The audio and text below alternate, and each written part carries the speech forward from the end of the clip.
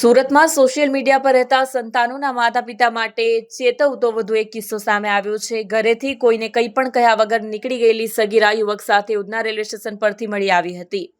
મળતી માહિતી પ્રમાણે સુરત રેલવે સ્ટેશન પર સી ટીમ પેટ્રોલિંગમાં હાજર હતી. તે વખતે ઉધના આઉટપોસ્ટના પોલીસે ફોન કરી જણાવ્યું હતું કે યુવતી અને યુવક મળ્યા હોવાથી સુરત લઈ આવ્યા હતા. પૂછપરછ કરતા તેઓએ જણાવ્યું હતું કે એકાદ વર્ષ પહેલા યુવક સાથે ફેસબુક પર ફ્રેન્ડ રિક્વેસ્ટ મોકલતા તે વખતે ફોન નંબરની આપ-લે કરી હતી. ત્યારબાદ યુવતીને વિશ્વાસમાં લઈ તેની ઉંમર પૂછતા 19 વર્ષની હોવાનું જણાવ્યું હતું.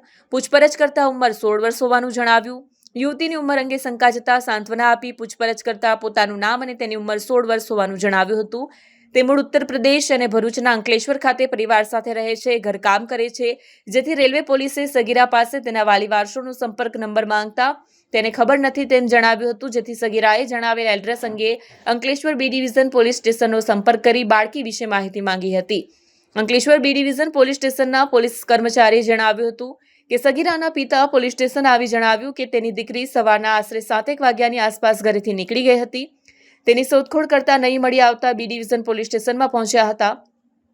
ત્યારબાદ સગીરાના પિતાને સર્વ હકીકત જણાવતા સગીરાના પિતા સુરત રેલવે પોલીસ સ્ટેશન આવતા તેના યોગ્ય આધાર પુરાવા નિવેદન મેળવી સગીરાનો કબજો તેના પિતાને સોંપવામાં આવ્યો હતો.